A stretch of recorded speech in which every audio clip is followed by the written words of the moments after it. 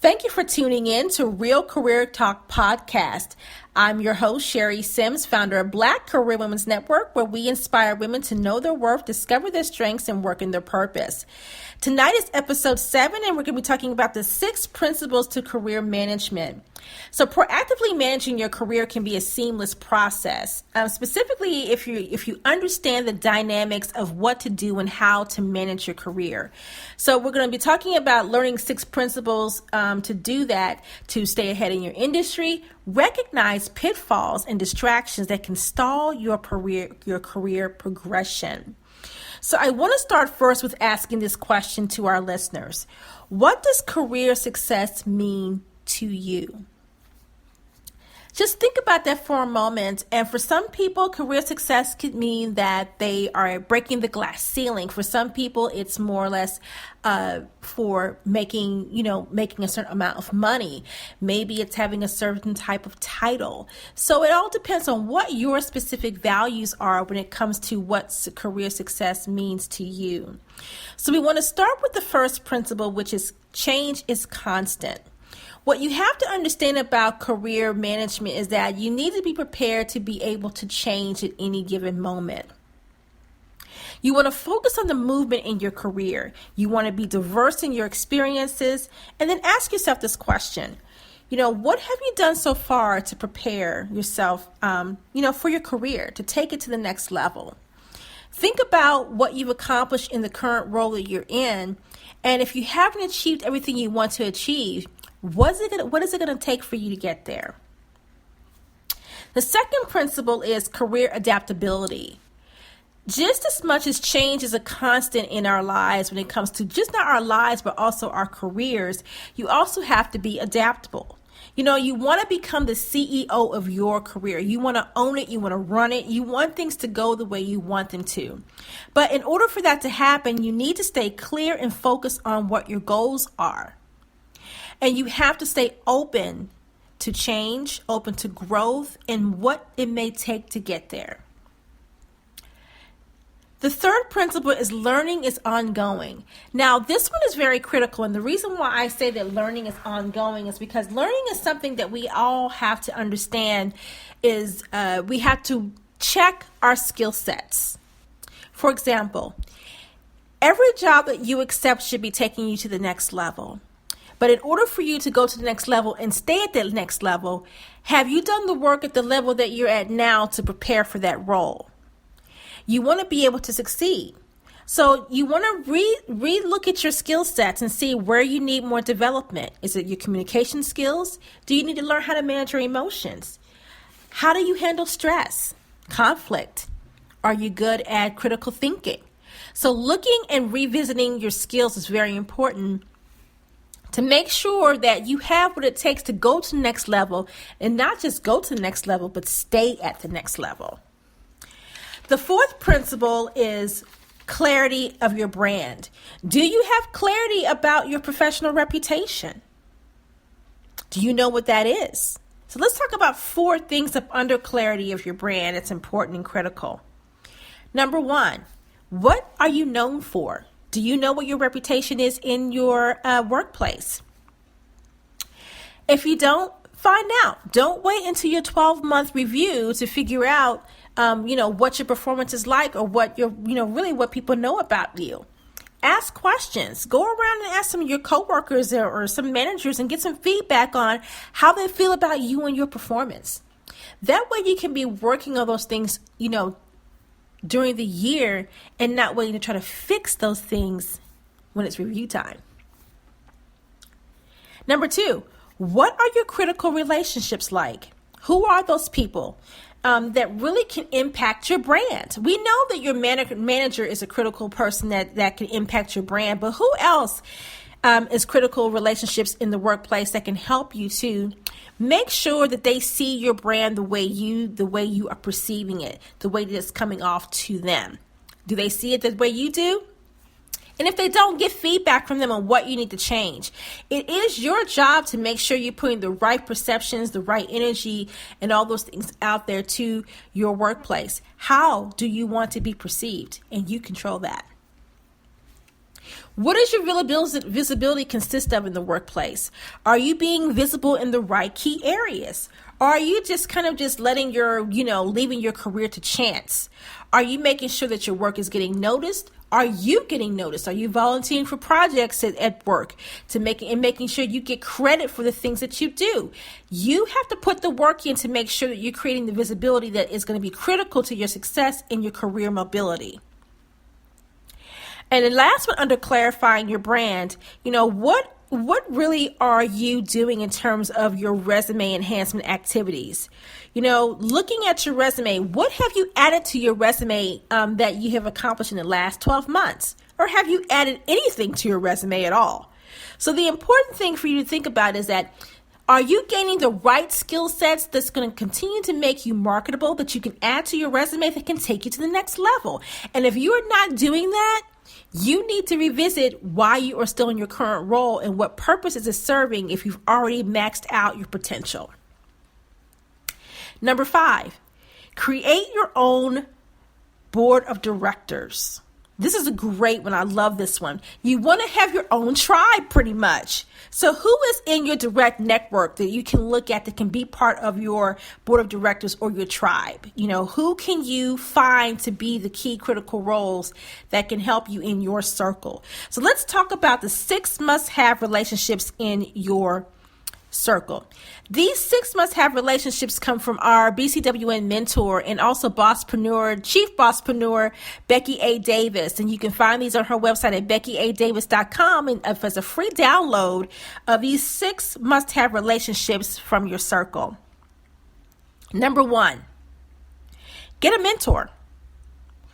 Getting a mentor is important, but you want to make sure that mentor that you have can also be a sponsor, and that this specific person can also be someone who is a spokesperson for you and in your industry or in your current role, that can speak to you in terms of why you are a good person for the position, but also a mentor that it can lend an ear and also help to give you some feedback and helping with your personal development.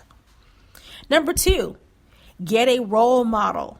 Okay, who do you look up to? Who do you admire? So it doesn't necessarily have to be someone who's a mentor, but that role model may emulate certain characteristics and things that you look up to that you want to be able to display within yourself. So that role model is critical because you're watching them from afar, or you may build a relationship with them, or maybe your mentor is your role model. Either way, this person has something that you admire and look up to and possibly want to emulate.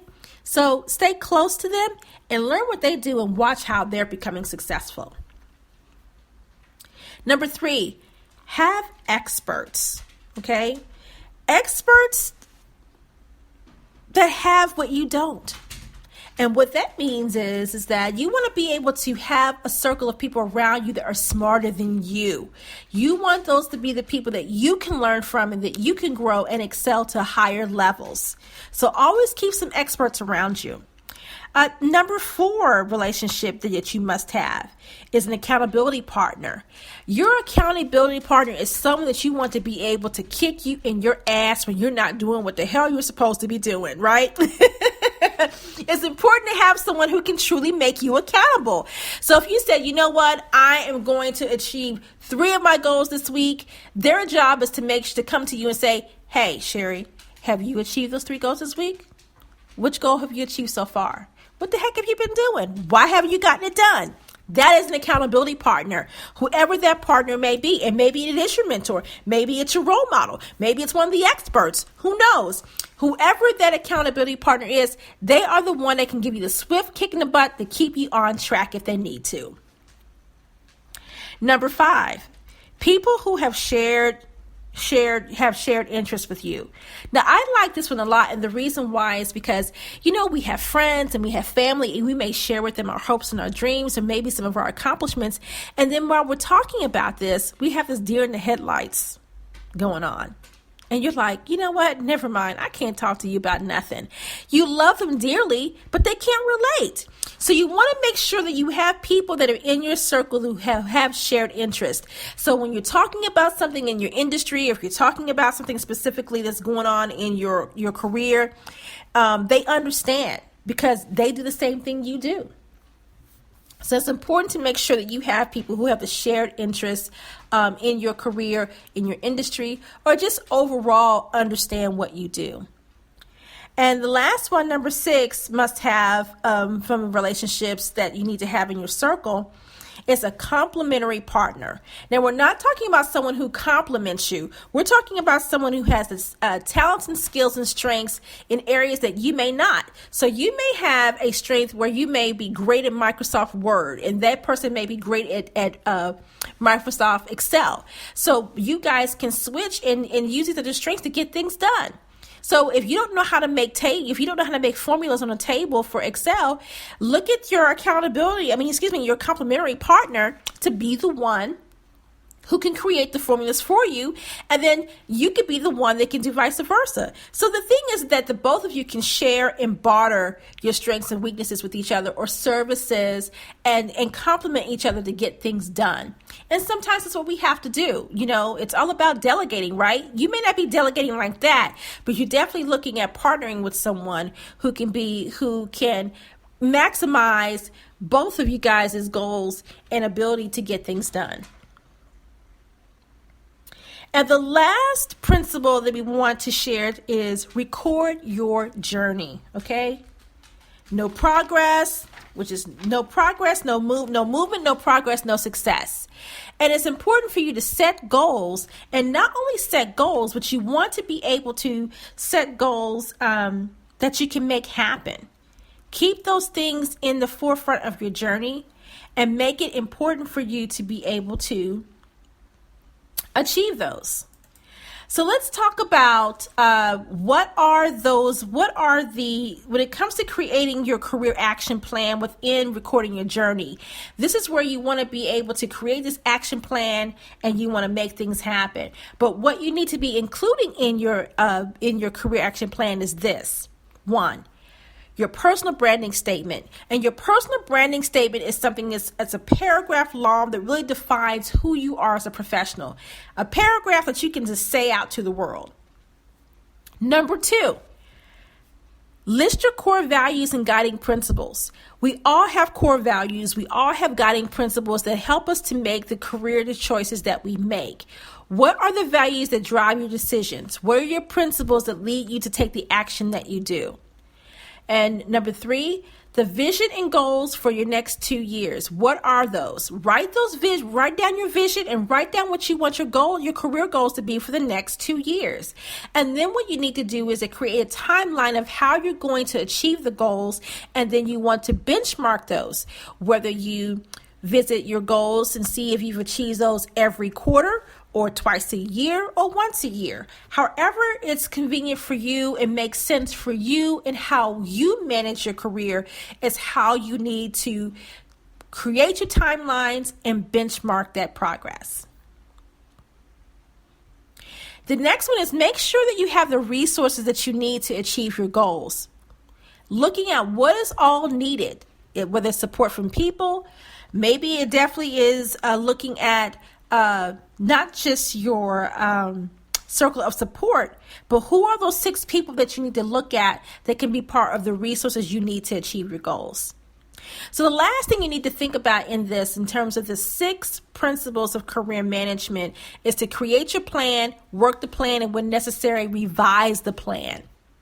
And do not beat yourself up if you don't accomplish what you need to in one specific time frame. Life happens. All you have to do is just rework the plan, revise it, and start over to accomplish those goals. So let's recap the six principles of career management. Number 1, change is constant. Number 2, career adaptability. 3, learning is ongoing. 4, clarify your brand. 5, create your own board of directors. 6, record your journey, create a career action plan, and make it happen. So I hope these 6 principles of career management were very helpful to you. And if you do have time, please visit our website at bcwn.com for more information and also to upload the 6 principles of career management as well. Thanks for listening.